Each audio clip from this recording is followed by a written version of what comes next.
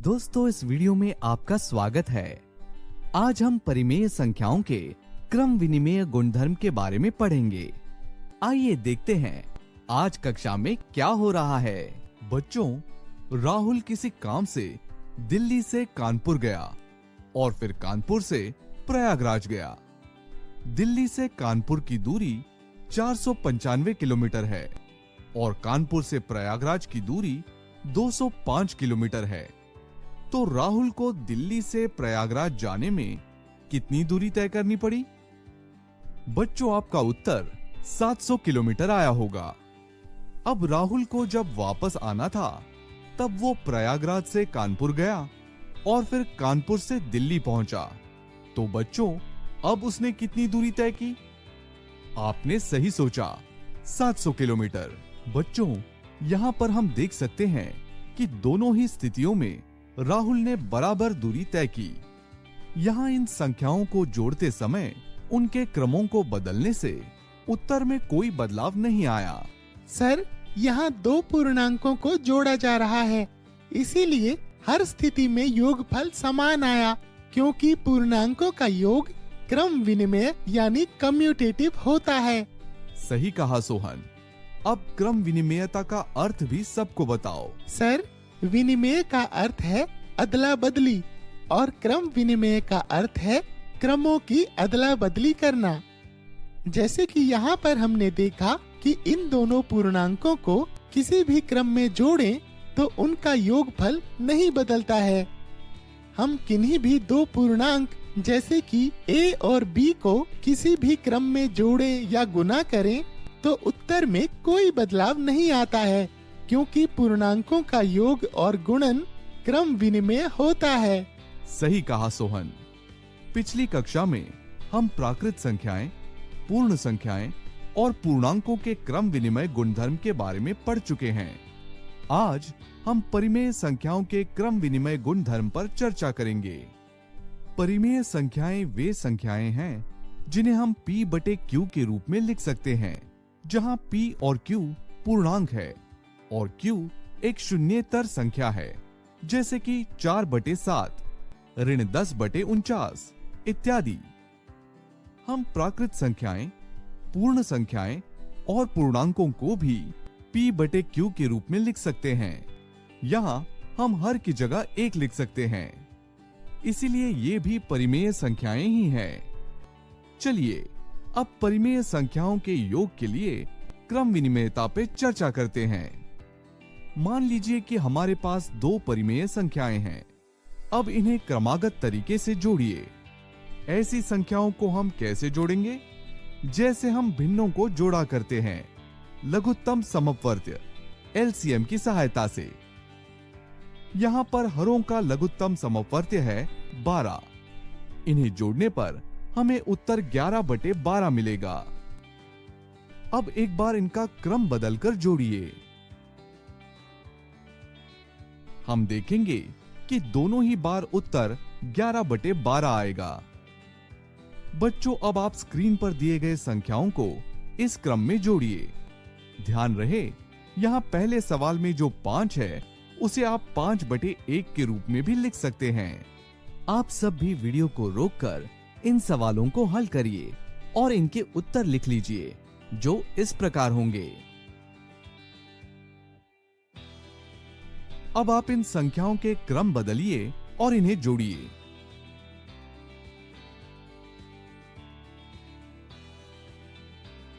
Sir, क्रम बदलने पर भी हमारा उत्तर वही आया। बच्चों, आप सब देख सकते हैं कि परिमेय संख्याओं के जोड़ में क्रमों को बदलने से हमारे उत्तर में कोई फर्क नहीं पड़ा, क्योंकि परिमेय संख्याओं का योग क्रम विनिमेय है। इसीलिए हम किन्हीं भी दो परिमेय a और b को किसी भी क्रम में जोड़ सकते हैं। बच्चों, पर क्या परिमेय संख्याओं का व्यवकलन भी क्रम विनिमेय है? सबसे पहले दो परिमेय संख्याएं लेते हैं, जैसे कि 3/4 और ऋण 5/6। अब एक बार ऋण 5/6 को 3/4 से घटाइए, जिसे हम इस प्रकार से करेंगे। और एक बार क्रमों को बदलते हुए 3/4 को ऋण 5/6 से घटाइए और उत्तर बताइए। सर, दोनों ही बार अलग उत्तर आया। सही कहा मोहन। अब आप दिए गए कुछ और परिमेय संख्याओं का व्यवकलन करिए। आप सब भी वीडियो को रोककर इन सवालों को हल करिए और अपना उत्तर लिख लीजिए। अब हर सवाल में संख्याओं के क्रमों को बदलकर हल कीजिए।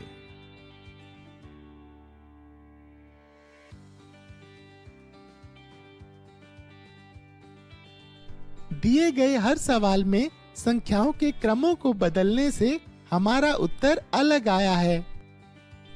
हम यहाँ देख सकते हैं कि व्यवकलन में संख्याओं के क्रमों को बदलने से हमारा उत्तर बदल जाता है, क्योंकि परिमेय संख्याओं का व्यवकलन क्रम विनिमेय नहीं है। इसीलिए हम कह सकते हैं कि किन्हीं भी दो परिमेय संख्याओं a और b के लिए a घटा b, b घटा a के बराबर नहीं है। चलिए आगे बढ़ते हुए एक और संक्रिया गुणन पर चर्चा करते हैं। क्या परिमेय संख्याओं का गुणन भी क्रम विनिमेय है? चलो देखते हैं। इसके लिए हम दो परिमेय संख्याएं लेते हैं। इन दोनों संख्याओं का गुणन करिए। उत्तर आया 35/12। अब इन संख्याओं के क्रमों को बदलते हैं। सर, अभी भी हमारा उत्तर 35/12 ही आया। अब आप सब इन सवालों को हल करिए। इन सवालों को हल करने के बाद आपका उत्तर इस प्रकार से आया होगा। अब इन संख्याओं के क्रम बदलकर गुना करिए। सर, संख्याओं की अदला बदली से हमारा उत्तर नहीं बदला। सही कहा मोहन। ऐसा इसलिए हो रहा है क्योंकि परिमेय संख्याओं का गुणन क्रम विनिमेय है। व्यापक रूप से किन्हीं भी दो परिमेय संख्याओं a और b के लिए a गुणा b बराबर b गुणा a होता है। बच्चों, अब हम परिमेय संख्याओं के भाग के लिए क्रम विनिमेयता की जांच करते हैं। अब दी गई दो परिमेय संख्याओं को ध्यान से देखिए और इन्हें इस क्रम में विभाजित करिए। ध्यान रहे 2 की घात 2 बराबर 4 होता है। अब इन संख्याओं के क्रम को बदलकर विभाजन करिए। इससे आपको क्या पता चला? सर, यहाँ पर तो दोनों ही बार उत्तर एक ही आया। बच्चों, क्या इस उदाहरण से हम कह सकते हैं कि परिमेय संख्याओं का विभाजन क्रम विनिमेय है?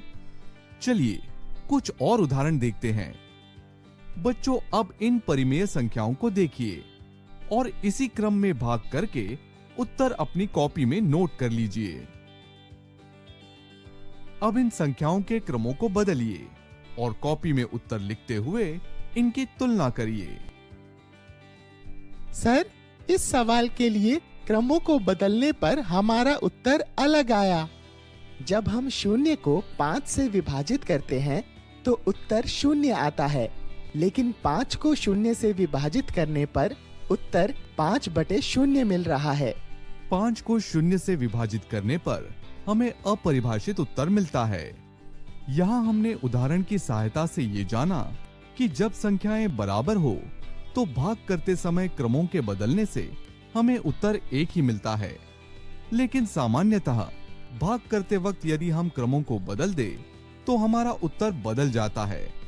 ऐसा इसलिए होता है क्योंकि परिमेय संख्याओं का भाग क्रम विनिमेय नहीं है।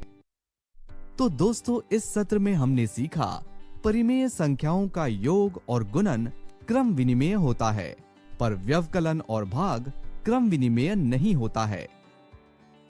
अगली वीडियो में हम इससे जुड़े कुछ उदाहरण देखेंगे। इस सत्र में इतना ही। मिलते हैं अगले सत्र में। धन्यवाद।